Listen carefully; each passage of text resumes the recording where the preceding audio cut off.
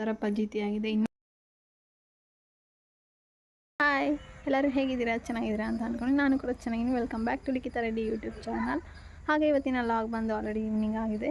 So ಅದ್ರ ಜೊತೆ cupboard ಕೂಡ ಕ್ಲೀನ್ ಮಾಡಬೇಕು, ಹಾಗೆ ಅಡುಗೆ ಕೂಡ ಮಾಡಬೇಕು. ಹಾಗೆ ಏನೆಲ್ಲ ಮಾಡ್ತೀನಿ ನೈಟ್ವರೆಗೂ ಅಂತ ತೋರಿಸ್ತೀನಿ, ಬನ್ನಿ ಈ ವಿಡಿಯೋದಲ್ಲಿ. Let's start. ಇನ್ನೊಂದು ವಿಷಯ, ದಯವಿಟ್ಟು ಯಾರು ಸಬ್ಸ್ಕ್ರೈಬ್ ಮಾಡ್ತೀರಾ ನೋಡ್ತೀರಾ ನನ್ನ ಚಾನಲ್, ಪ್ಲೀಸ್ ಹೋಗಿ ಸಬ್ಸ್ಕ್ರೈಬ್ ಮಾಡಿ, ಪಕ್ಕದಲ್ಲಿರೋ ಬೆಲ್ ಐಕನ್ನ ಕ್ಲಿಕ್ ಮಾಡಿ, ಆಗ ನೋಟಿಫಿಕೇಷನ್ ನಿಮಗೆ ಫಸ್ಟ್ ಬರುತ್ತೆ. Thank you. ಈಗ ಆಲ್ರೆಡಿ ರೈಸ್ಗೆ ಬಂದಿದ್ದೀನಿ. ಈಗ ಒಂದು ರೀತಿ ವಾರ್ಡ್ರೂಮ್ ಎಲ್ಲ ಕ್ಲೀನ್ ಮಾಡಬೇಕು, ಬನ್ನಿ. ಆ ಥರ ಫಜೀತಿ ಆಗಿದೆ. ಇನ್ನೂ ವಾರ್ಡ್ರೂಮಲ್ಲಿ ಕೂಡ ಇದೆ, ಸೊ ಅದು ಕೂಡ ತೋರಿಸ್ತೀನಿ, ಬನ್ನಿ.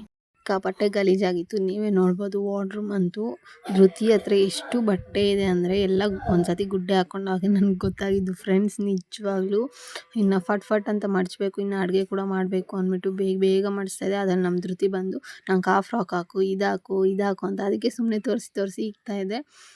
ನೀವೇ ನೋಡ್ಬೋದು ಎಷ್ಟು ತೀಟೆ ಮಾಡ್ತಾ ಇದ್ದಾಳೆ ಅಂತ. ಅದು ನಮ್ಮ ಪಕ್ಕದ ಮನೆ ಆಂಟಿ ಇದ್ದಾರಲ್ಲ, ಅವ್ರ ಮಗಳು ಕೂಡ ಬಂದಿರು. ಅದ್ರಲ್ಲಿ ನೋಡಿ ಎಲ್ಲ ಆಲ್ಮೋಸ್ಟ್ ಎಷ್ಟೊಂದು ಫ್ರಾಕ್ ಶಾರ್ಟ್ ಆಗಿಬಿಟ್ಟಿದೆ. ನನಗಂತೂ ಹೊಟ್ಟೆ ಉರಿದೋಯ್ತು, ಯಾಕಂದರೆ 1000 ರುಪೀಸ್ ಇಕ್ಕಿ ತಂದಿರ್ತೀವಿ, ಅದ್ರಲ್ಲಿ ಈ ಥರ ಆದರೆ ತುಂಬಾ ಬೇಜಾರಾಗುತ್ತೆ.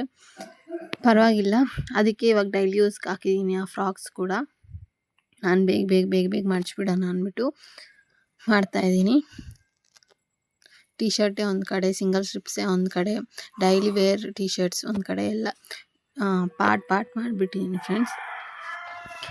ಇವಾಗ ನೀವು ನೋಡ್ಬೋದು ಆ 2 ಬ್ಯಾಗ್ ತುಂಬ ಹೊಸ ಬಟ್ಟೆನೇ ಇರೋದು. ನಾನು ಟಿ ಶರ್ಟು, ಸಿಂಗಲ್ ಸ್ಟ್ರಿಪ್ಸು, ನಿಕ್ಕರು, ಲಾಂಗ್ ಫ್ರಾಕ್ಸು, ಸ್ವೆಟರ್ಸು ಎಲ್ಲ ಡಿವೈಡ್ ಮಾಡಿ ಇಟ್ಕೊಂಡಿದ್ದೀನಿ. ಅವೆಲ್ಲ ಶಾರ್ಟ್ ಆಗಿರೋಂಥ ಫ್ರಾಕ್ಸು. ಹಾಗೆ ಕ್ಯೂಟಾಗಿರೋ ಅಂಥ ನಮ್ಮ ಬಂಗಾರಿ ಟೋಪಿ. ಸೊ ನಿಮ್ಗೆ ಈ ಬ್ಯಾಗ್ ಲಿಂಕ್ ಏನಾದರೂ ಬೇಕಂದರೆ ನಂಗೆ ಕಮೆಂಟ್ ಮಾಡಿ. ಸೊ ನಾನು ಆ ಲಿಂಕ್ ಡಿಸ್ಕ್ರಿಪ್ಷನಲ್ಲಿ ಹಾಕ್ತೀನಿ. ನಾನು ಆನ್ಲೈನಲ್ಲೇ ಇದು ಬುಕ್ ಮಾಡಿತ್ತು. ಇದು ಕೂಡ ಅಷ್ಟೇ ತುಂಬ ಚೆನ್ನಾಗಿರುತ್ತೆ ಮಕ್ಕಳ ಬಟ್ಟೆ ಕಬೋರ್ಡಲ್ಲಿ.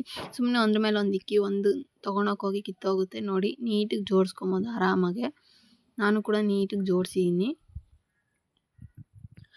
ಹಾಗೆ ಇದೇನಂದರೆ ಬೂದ್ ಕುಂಬಳಕಾಯಿ ಬರುತ್ತಲ್ಲ, ಬೂದ್ ಕುಂಬಳಕಾಯಿ ಜ್ಯೂಸ್ಗೆ ಒಂದು ಸ್ವಲ್ಪ ಶುಂಠಿ, ಹಾಗೆ ಒಂದು 4ರಿಂದ 5 ಮೆಣಸು ಹಾಕಿ ಜ್ಯೂಸ್ ಮಾಡ್ಕೊಂಡು ಕುಡಿದ್ರೆ ತುಂಬ ಉಪಯೋಗ ಇದೆ ಆರೋಗ್ಯಕ್ಕೆ. ಬ್ರೈನ್ ಡೆವಲಪ್ಮೆಂಟ್ ಆಗುತ್ತೆ, ಹಾರ್ಟ್ ಪ್ರಾಬ್ಲಮ್ ಬರ್ದಿದ್ದಂಗೆ ಸ್ಟೇ ಮಾಡುತ್ತೆ, ಮತ್ತು ಮೋಷನ್ ಏನಾದರೂ ಟೈಟ್ ಆಗ್ತಾಯಿದ್ರೆ ಅದು ಕೂಡ ಲೂಸ್ ಆಗುತ್ತೆ, ವೆಯ್ಟ್ ಲಾಸ್ ಆಗುತ್ತೆ, ತುಂಬಾ ಉಪಯೋಗ ಇದೆ. ಸೊ ಒಂದ್ಸತಿ ಟ್ರೈ ಮಾಡಿ.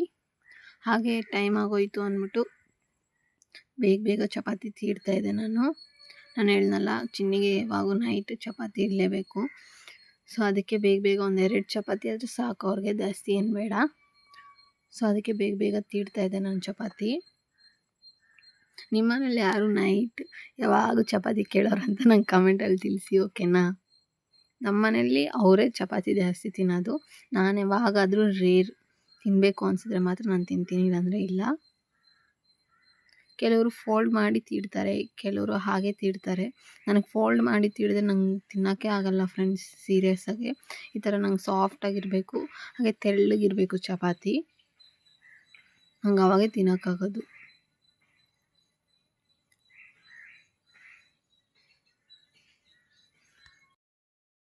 ಹಾಗೆ ಇವತ್ತು ಗಿಡದಲ್ಲಿ ರೋಸ್ ಕಿತ್ತಿದೆ ಫ್ರೆಂಡ್ಸ್, ಮುಟ್ಕೊಳೋದೇ ಮರ್ತೋದೆ. ಅದಕ್ಕೆ ಈ ಥರ ನೀರಲ್ಲಿ ಹಾಕಿ ಫ್ರಿಜ್ಜಲ್ಲಿ ಎತ್ತಿಕ್ಕಿದ್ರೆ ರೋಸ್ ಫ್ರೆಶ್ ಆಗಿರುತ್ತೆ.